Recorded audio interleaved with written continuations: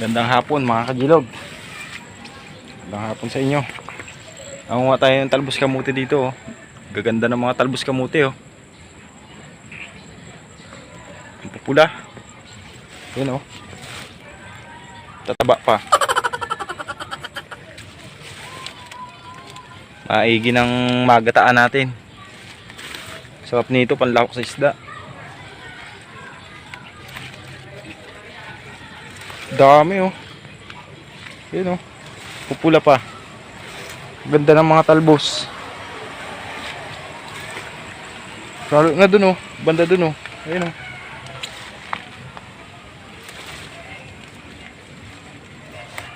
Wala nang maulam. Gulay-gulay muna tayo. Gulay-gulay. Higing gulay muna ang ating ulamin ngayon.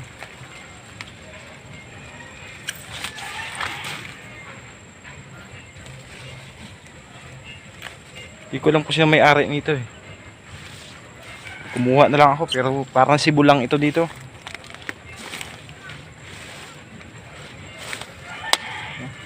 Sarap nito sa isda. Sariwang isda. Oh, pula eh.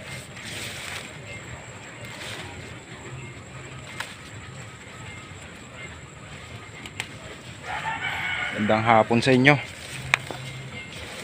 Ayun oh, so mga gusto lang kumuha ng gulay dito. Dito ang dami. Talbos.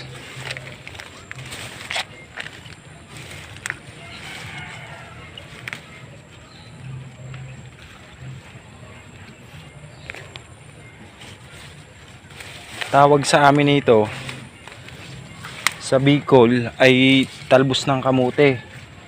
Ay dito naman sa Laguna, tawag dito talbos ng kahoy yata. Talbos kahoy or kamuting kahoy. Hindi ko alam, basta yun ang alam kong tawag dito eh. Ayun oh. Ayun oh, dami oh. Ang pupula eh.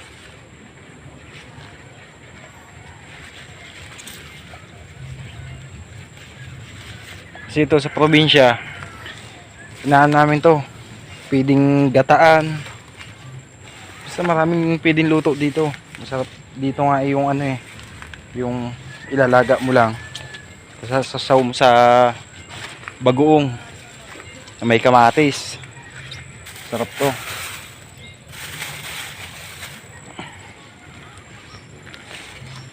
Pakita ko sa inyo. Yan oh. Dami. Ayun oh, ganda ng mga talbos oh. Oh. Oh. Pero ngayon, gagataan natin siya. Try natin gata nito. Yan oh.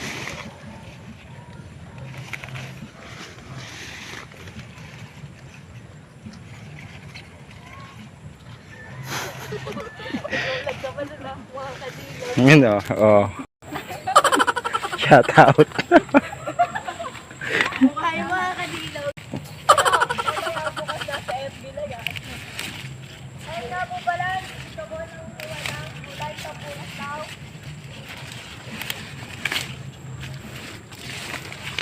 Yan o, dami yung pupula o.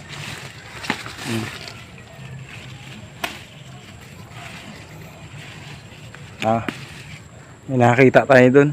Nakita tayo nung ating mga sulid na supporter. Nakita si Gilog na nangunguha ng talbos dito.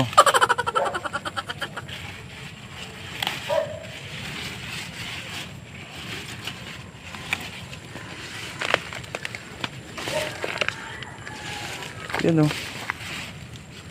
pupula. Sarap talaga nito sa isda. Sinabawang isda.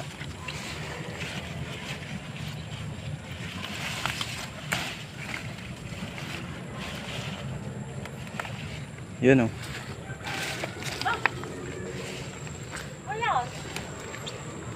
Kuha talbos.